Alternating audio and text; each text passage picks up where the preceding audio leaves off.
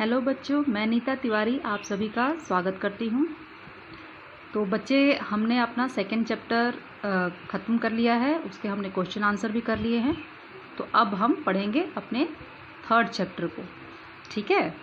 तो मुझे उम्मीद है कि आपने फर्स्ट चैप्टर और सेकंड चैप्टर को पढ़ा होगा, मेरे वीडियो को देखा होगा और उसको समझा होगा। तो आइए हम अपने थर्ड चैप्टर पे चलते हैं। हमारा थर्ड चैप्टर है इन द अर्लीस्ट सिटीज़, है ना, ठीक है। तो आप देख रहे हैं ना कि कैसे हम स्टेप बाय स्टेप आगे बढ़ रहे हैं। पहले फर्स्ट चैप्टर में हमने क्या पढ़ा, फिर सेकंड चैप्टर में क्या पढ़ा, है ना, कि हंटर, पहले जो अर्ली पीपल थे वो हंटर गैदर्स थे, फिर उसके बाद हर्डर्स फार्मर बने, है ना। कैसे कैसे उन्होंने डेवलपमेंट देखिए, आप डेवलपमेंट देखते जाइए, है ना, कि कैसे कैसे जो पीपल हैं वो कैसे कैसे उन्होंने डेवलपमेंट की, कैसे उनको फायर का नॉलेज हुआ। पहले जो वो रॉ मतलब मीट खाते थे, बाद में वो खाने को, अपने फूड को कुक करके खाने लगे, है ना। शेल्टर्स अपने लिए बनाने लगे, है ना। पहले गुफाओं में रहते थे, केव्स में रहते थे, बाद में वो अपने लिए झोपड़ियाँ बनाने लगे, पिट हाउसेस बनाने लगे। तो इसी को आगे लेते हुए अब यहाँ हम पढ़ेंगे इन द अर्लीस्ट सिटीज़। तो आइए इसमें देखते हैं कि इसमें क्या क्या है टॉपिक हमें कवर करने के लिए। तो हमारा फर्स्ट टॉपिक है द स्टोरी ऑफ हड़प्पा, ठीक है, हड़प्पा की कहानी। What was special about this cities, then houses, drains and streets. उसके बाद है life in the city. Then उसके बाद है new crafts in the city, in search of raw materials, then food for people in the cities, a closer look Harappa town in Gujarat, ठीक है, and the last है the mystery of the end, ठीक है। तो ये कुछ टॉपिक्स हैं आपके चैप्टर 3 के जो हम कवर करेंगे, ठीक है बच्चे। तो चलिए हम अपने इस लेसन को स्टार्ट करते हैं, टाइम वेस्ट नहीं करते हैं, चलिए, ठीक है, ओके। तो आइए हम देखते हैं। सबसे पहला टॉपिक हमारा क्या है, the story of Harappa, Harappa की कहानी, ठीक है। तो आइए हम हड़प्पा की कहानी देख लेते हैं कि हड़प्पा की क्या कहानी है। तो very often old buildings have a story to tell. Nearly 150 years ago, when railway lines were being laid down for the first time in the Punjab, engineers stumbled upon the site of Harappa in present day Pakistan. अब देखिए हड़प्पा की कहानी की शुरुआत कहाँ से होती है। अक्सर पुरानी इमारत अपनी कहानी बताती है ना। जो पुरानी इमारत है वो अपनी कहानी खुद ही बताती है। लगभग 150 साल पहले, मतलब 150 साल पहले, 150 ईयर्स एगो, साल पहले जब पंजाब में पहली बार रेलवे लाइनें बिछाई जा रही थीं, तो इस काम में जुटे इंजीनियरों को अचानक हड़प्पा पुरा स्थल मिला, ठीक है, जो आधुनिक पाकिस्तान में है। तो क्या हुआ कि आज से 150 साल पहले बच्चों, जब रेलवे लाइन, भारत में जब रेलवे लाइन बिछाई, जब ब्रिटिश इंडिया में आए थे, तो उन्होंने रेलवे लाइन बिछाना शुरू किया, है ना। अपने व्यापार को आगे बढ़ाने के लिए उन्होंने रेलवे लाइंस बनानी शुरू की आज से 150 साल पहले। तो उस समय क्या हुआ कि ये कहाँ स्टार्ट की जा रही थी, पंजाब में, ठीक है। सबसे पहले पंजाब में ये रेलवे लाइनें बिछाई जा रही थी। तो उस दौरान क्या हुआ कि इंजीनियर्स जो थे, जो इस काम में लगे हुए थे, जो रेलवे लाइन बिछाने के काम में जो इंजीनियर लगे हुए थे, उनको अचानक से ये जो साइट है हड़प्पा साइट, है ना, ये हड़प्पा साइट उनको मिला, जो कि अब आज के डेट में कहाँ है, प्रेजेंट डे पाकिस्तान में है, ठीक है, पाकिस्तान में, है ना, आज के पाकिस्तान में है, ठीक है बच्चों।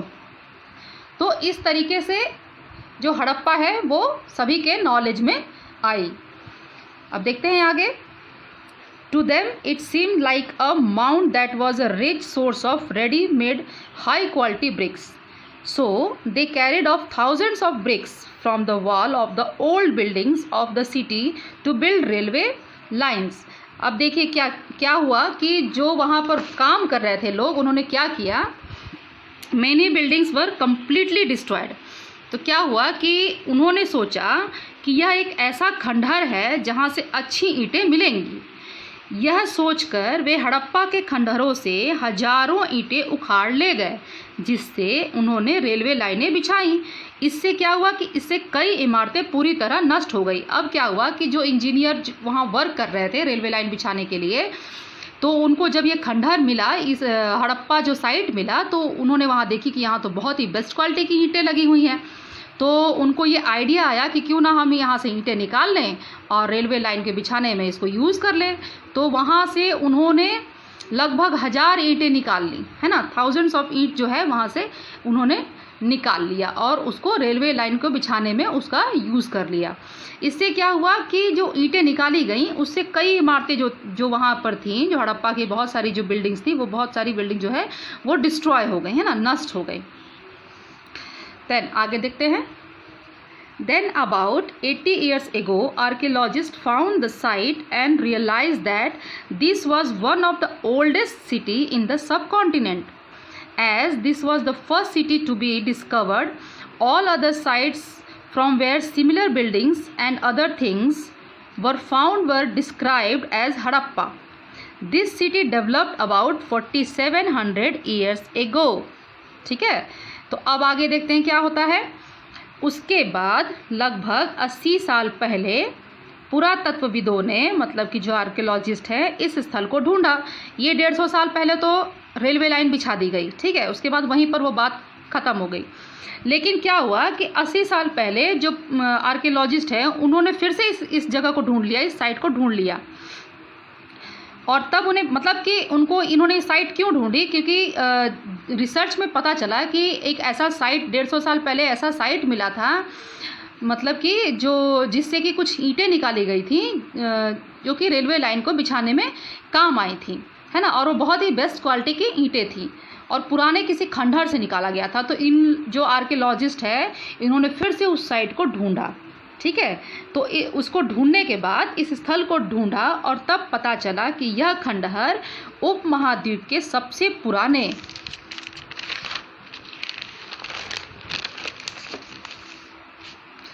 शहरों में से एक है। जब उन्होंने ढूंढा, आर्कियोलॉजिस्ट ने उस खंडहर को वापस से ढूंढा, तो उन्होंने जब उस पर रिसर्च किया तो उनको पता चला कि ये तो बहुत पुराना शहर है।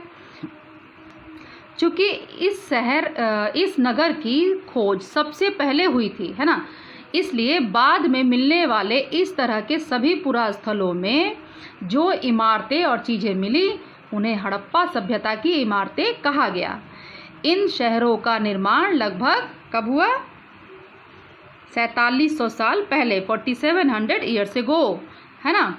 तो जब आर्कियोलॉजिस्ट को वो खंडहर में वो गए, उन्होंने देखा, उसको रिसर्च किया, तब उनको पता चला कि ये तो अर्ली सिटी है। मतलब उन्होंने उसका अर्ली सिटी का नाम दिया, सबसे पहला जो सिटी उनके द्वारा खोजा गया, क्योंकि इतने सारे रिसर्च में उनको वो सिटी पहले वो चीज़ मिली थी जो सिटी थी, एक, है ना, एक नगर था।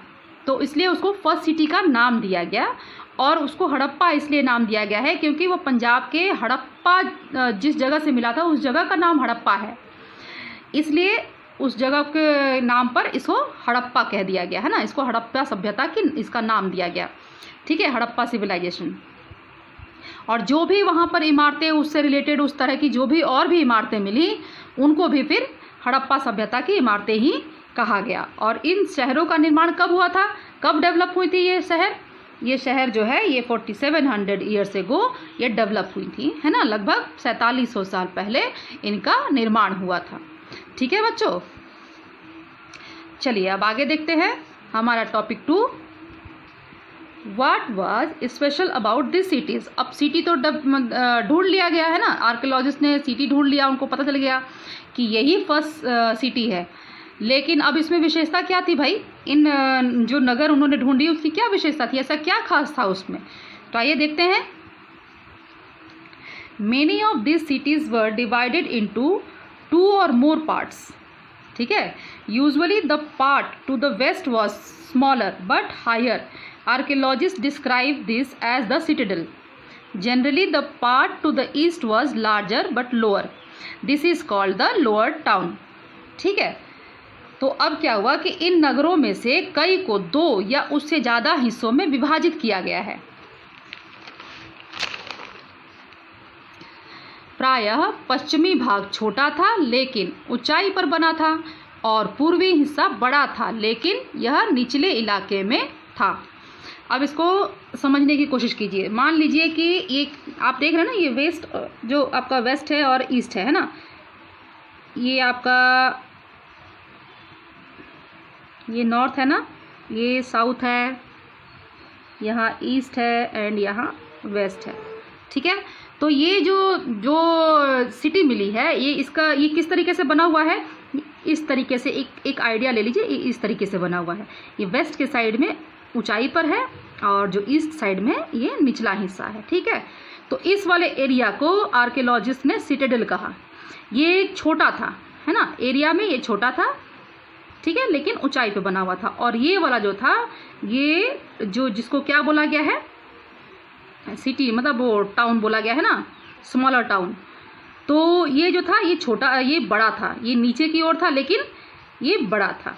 ठीक है बच्चों, तो समझ रहे हैं ना आप कि ये वेस्ट से और ये ईस्ट में बना हुआ था। यही इसका डायरेक्शन है। इस डायरेक्शन में ये जो सिटी है ये बनी हुई है, जिसमें कि जो वेस्ट वाला पार्ट है ये ऊंचाई पे बना हुआ था। यहाँ जो घर मकान मिले हैं ये ऊंचाई पे बने हुए मिले हैं, छोटे हैं मतलब कम हैं। और इधर जो है, जो नीचे की तरफ बने हुए हैं, जो ईस्ट में जो है वो नीचे की तरफ बने हुए हैं लेकिन बड़ी मात्रा में है। ठीक है, तो इसलिए निचले हिस्से को निचला नगर कहा गया। Very often walls of baked brick were built around each part. The bricks were so well made that they have lasted so far thousands of years. The bricks were laid in an interlocking pattern and that made the walls strong. अब सोचिए इतने साल पुराना जो ईंट बना हुआ है वो किस तरीके से बनाया गया होगा कि आज भी वो ईंट जो है वो सही सलामत है, बिल्कुल परफेक्ट है ना। तो आइए देखते हैं। दोनों हिस्सों की 4 दीवारियां पक्की ईंटों से बनाई जाती थी। ये जो दोनों हिस्से बताए ना मैंने आपको, ये अपर पार्ट और ये लोअर पार्ट, इसकी जो 4 दीवारी थी इनको जो ऐसे घेरबंदी की हुई थी ये पूरी पक्की ईंटों से बनी हुई थी, है ना। इसकी ईंटें इतनी अच्छी थी कि हजारों साल बाद आज तक उनकी दीवारें खड़ी रहीं। बहुत स्ट्रांग थी ना, ईंटें इतनी स्ट्रांग थी कि आज भी दीवारें खड़ी थी। दीवार बनाने के लिए ईंटों की चिनाई इस तरह करते थे जिससे कि दीवारें खूब मजबूत रहे। मतलब जब दीवार बनाते थे तो ईंटों को इस तरीके से एडजस्ट किया जाता था, इस तरीके से रखा जाता था कि जो दीवारें हैं वो बहुत ही मजबूत बने, है ना, स्ट्रांग रहें, लाइफ मतलब उसकी बहुत ज़्यादा अच्छी हो। आगे देखते हैं।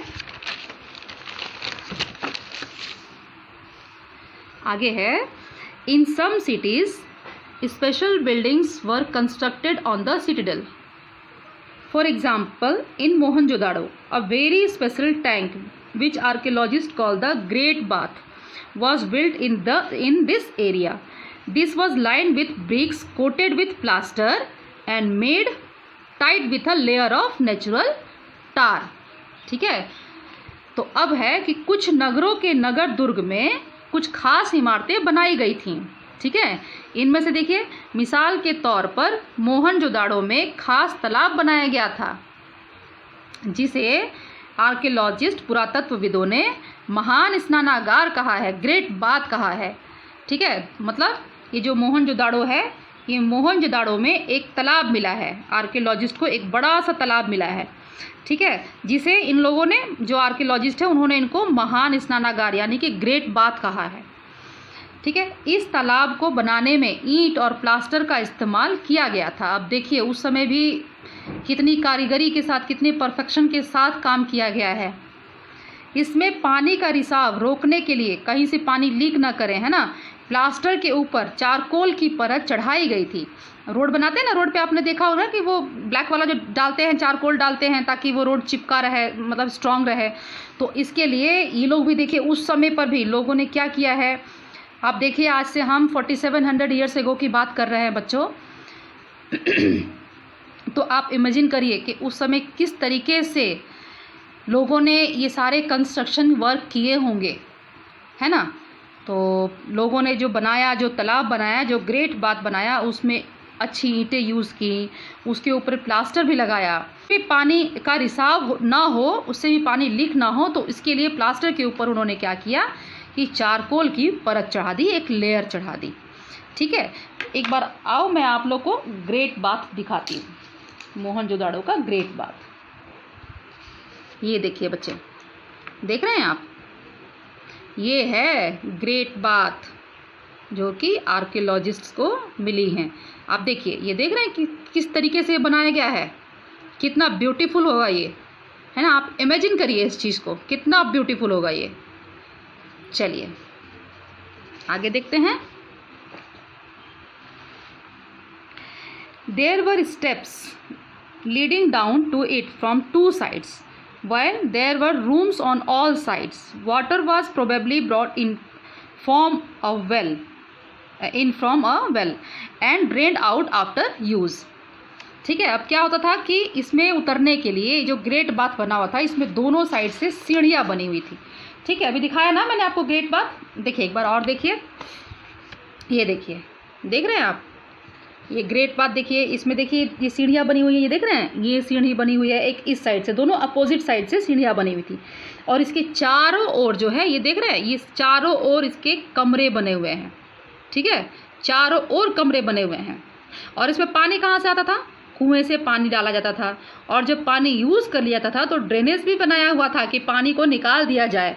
सोचिए कितना अच्छी तरीके से, कितने बढ़िया तरीके से इसको बनाया गया था। चलिए, Perhaps important people took a dip in this tank on special occasions. अब क्या था कि इस सरोवर में, मतलब इस तालाब में दो तरफ से उतरने के लिए सीढ़ियाँ बनाई गई थी। दिखाया ना मैंने आपको कैसे दो तरह से सीढ़ियाँ बनाई गई हैं। और चारों ओर कमरे बनाए गए थे। इसमें भरने के लिए पानी कुएं से निकाला जाता था। ठीक है, इसमें पानी कहाँ से भरते थे? कुएं से। उपयोग के बाद इसे खाली कर दिया जाता था। अब जब सब लोग नहा लेते थे तो उसके बाद इसको ड्रेन भी कर दिया जाता था। शायद यहाँ विशिष्ट नागरिक विशेष अवसरों पर स्नान किया करते थे। मतलब आर्कियोलॉजिस्ट का मानना है कि कुछ जब स्पेशल ओकेज़न होगा उस समय, तभी जो कुछ विशिष्ट लोग थे, जो इम्पोर्टेंट पीपल थे, वो यहाँ आकर के नहाते थे, है ना। Other cities such as Kalibangan and Lothal had fire altars।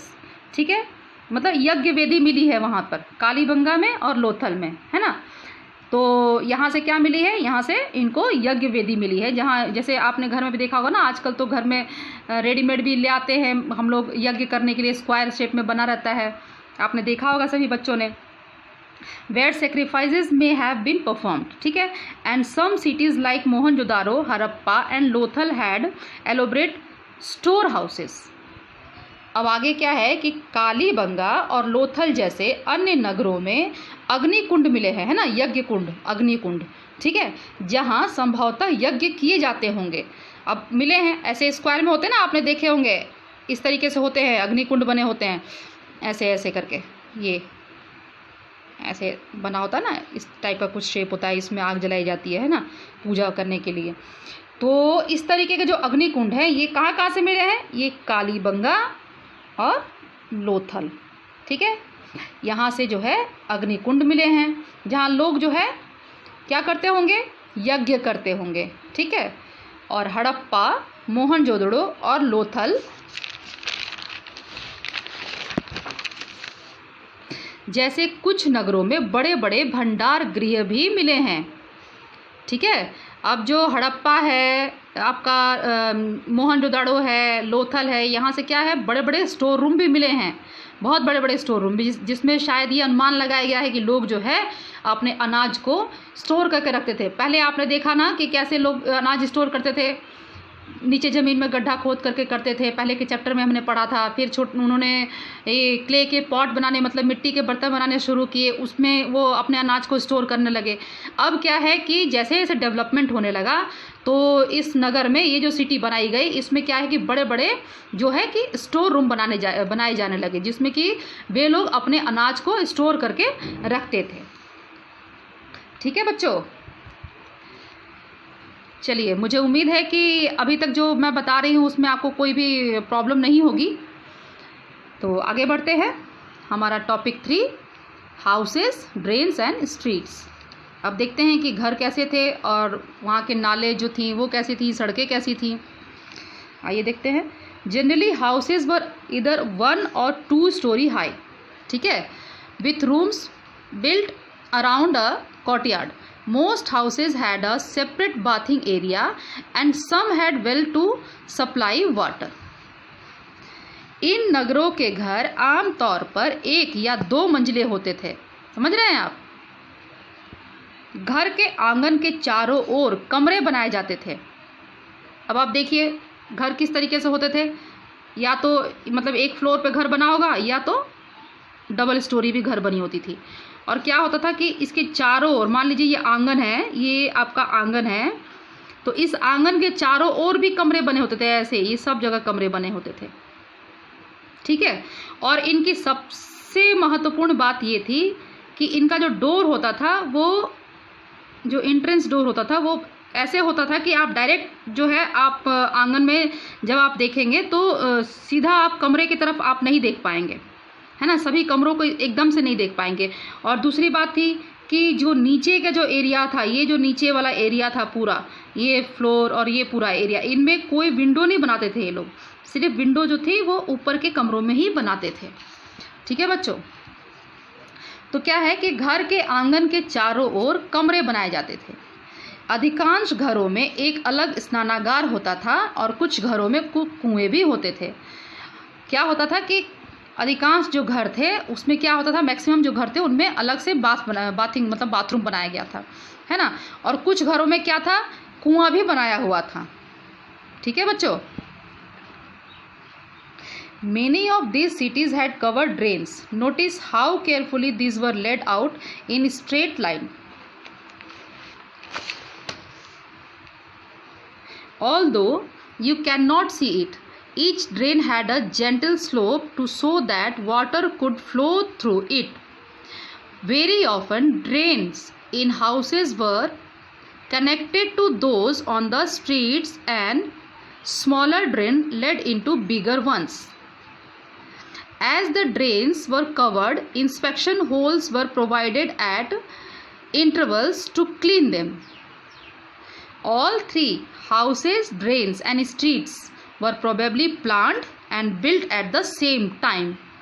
देखिए कितने अच्छे तरीके से लोगों ने उस समय नाले बनाए, घर बनाए, है ना, सड़कें बनाई। आइए अब देखते हैं, बस अच्छे से समझते हैं। कई नगरों में ढके हुए नाले थे। देख रहे हैं आप, ढके हुए नाले। आज भी लोग नालियों को ढकते नहीं हैं। इन्हें सावधानी से सीधी लाइन में बनाया जाता था। हर नाली में हल्की ढलान होती थी ताकि पानी आसानी से बह सके, है ना। जब स्लोप रहेगा तभी पानी बहेगा ना। अक्सर घरों की नालियों को सड़कों की नालियों से जोड़ दिया जाता था, जो बाद में बड़े नाले में मिल जाती थी। जो घर की जो नाली होती थी उसे क्या करते थे कि जो सड़क जो जैसे घर की नाली है उसको सड़क की नाली से जोड़ देते थे, और यहाँ से पानी होते हुए इस नाली से होते हुए बड़े नाले में जाके गिर जाता था, ठीक है।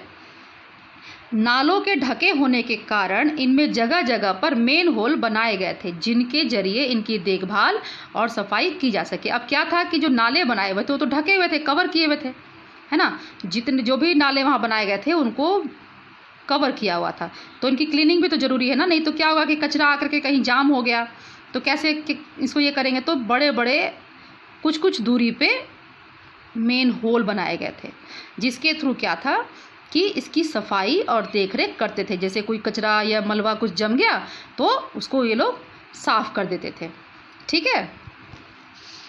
चलिए अब आगे देखते हैं। घर, नाले और सड़कों का निर्माण योजनाबद्ध तरीके से एक साथ ही किया जाता था। अब जब घर बनाया जाता था तो घर, नाला और जो सड़क थे इनको बहुत ही प्लानिंग के साथ में, ये जो सिटी जब बनाई गई तो इसमें बहुत ही प्लानिंग के साथ बनाई गई, और एक ही साथ घर, नाले और सड़क, इन तीनों का कंस्ट्रक्शन एक साथ ही प्लान करके प्रॉपर ढंग से बनाया गया ताकि किसी तरीके की कोई भी प्रॉब्लम ना आए। ठीक है बच्चों, तो आप जब इसको पढ़ रहे हैं तो इसको इमेजिन भी करिए, सोचिए ज़रा इसके बारे में, तो आपको अच्छा लगेगा, इसको पढ़ने में इंटरेस्ट आएगा।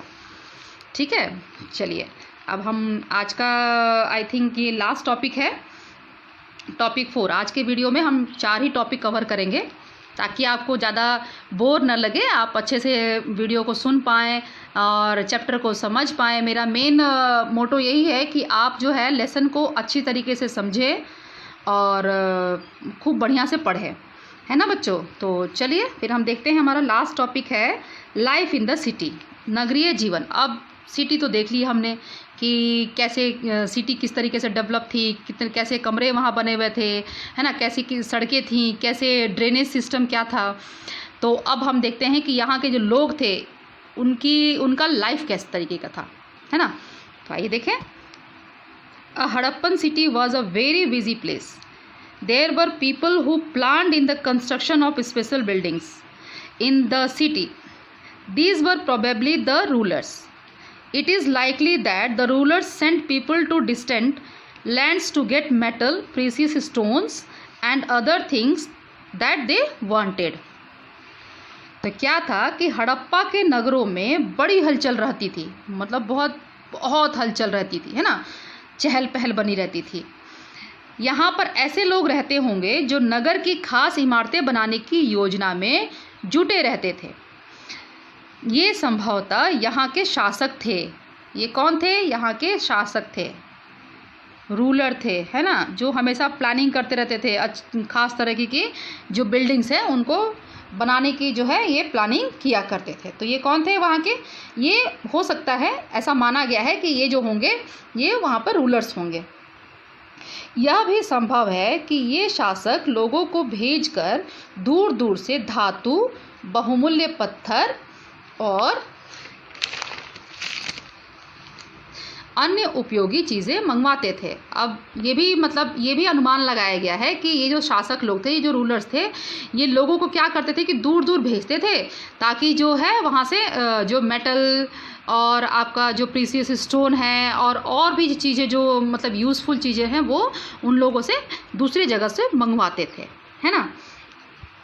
They may have kept the most valuable objects such as ornaments of gold and silver or beautiful beads for themselves, and there were scribes, people who knew how to write, who helped prepare the seals and perhaps wrote on other materials that have not survived. शायद शासक लोग खूबसूरत मन को तथा सोने चांदी से बने आभूषणों जैसी कीमती चीज़ों को अपने पास रखते होंगे। अब ये भी अनुमान लगाया गया है कि जो ये स्टोन, जो प्रीसियस स्टोन मंगवाते थे और जो भी मेटल्स मंगवाते थे, है ना, गोल्ड हो, आपका चांदी हो, सिल्वर हो, कुछ भी, तो इनके क्या होते थे कि इनके ऑर्नामेंट्स जो बनाते थे, और ये जो ऑर्नामेंट्स, ये लोग खूबसूरत जो ब्यूटीफुल ऑर्नामेंट्स होते थे, जो बीड्स के और इनके गोल्ड और सिल्वर के बने होते थे, ये अपने पास, ये लोग जो रूलर्स थे ये अपने पास रखते होंगे, ऐसा अनुमान है ना। इन नगरों में लिपिक भी होते थे जो मुहरों पर तो लिखते ही थे और शायद अन्य चीज़ों पर भी लिखते होंगे जो बच नहीं पाई हैं। अब जो स्क्रिप्ट लिखने वाले जो लोग होते हैं, जिनको लिपि का ज्ञान होता है, उनको लिपिक बोलते हैं ना। तो ऐसे भी लोग थे जो लिपिक थे, जिनको लिपि का ज्ञान था, वो क्या करते थे कि मुहरों पर लिखते थे, ठीक है। और उसके बाद वो हो सकता है कि वो और भी अन्य चीज़ों पर भी लिखते होंगे, लेकिन शायद वो अभी हमारे पास बच नहीं पाई हैं, ठीक है। आइए मैं आपको एक बार ये दिखाती हूँ, एक सेकेंड, हाँ मैं दिखाती हूँ आपको। ये देखिए किस तरीके का, ये देख रहे हैं, ये देखिए, ये देख रहे हैं, ये इस पे एक जानवर का पिक्चर भी बना हुआ है। यहाँ ये उस समय की लिपि थी, ठीक है, यही भाषा है, उस समय की यही भाषा थी, और इसी में इन लोगों ने लिखा है, जिसका कि अभी तक पढ़ा नहीं जा सका है। वैज्ञानिकों ने अभी तक इसको पढ़ा नहीं है, इसे समझने की कोशिश जारी है, इसे रिसर्च किया जा रहा है, लेकिन अभी तक इसे पढ़ नहीं पाया गया है, ठीक है। तो इस तरीके का ये जो चीज़ है ये हमें प्राप्त हुआ है, हमें मिला है। इस तरीके की जो मोहरें हैं वो मतलब हमें मिली हैं। ठीक है। तो besides there were man and women crafts person making all kinds of things either in their own homes और in special workshop. People were travelling to distant land और returning with raw materials and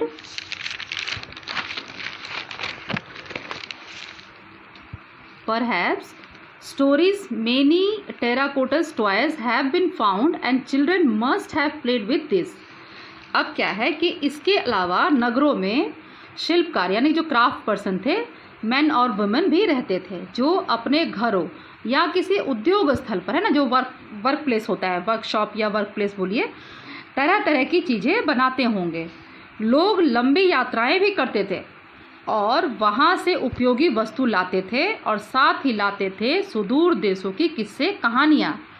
अब जब मैंने पहले आपको बताया ना कि जब हम ट्रैवल करते हैं तो हर जगह की कुछ ना कुछ खास चीज़ें होती है जो हमारे साथ हम अपने साथ लेके जाते हैं और जहाँ हम जाते हैं वहाँ से कुछ लेके आते हैं। तो उस समय भी लोग क्या था कि जब ट्रैवल करते थे, दूर दूर ट्रैवल करते थे, तो वहाँ से सब जो वस्तुएं होती थी, जो ऑब्जेक्ट्स होते थे वो तो लाते ही थे, उसके साथ साथ में क्या लाते थे, वहाँ की किस्से और कहानियाँ भी लाते थे। मिट्टी से बने कई खिलौने भी मिले हैं जिनसे बच्चे खेलते होंगे।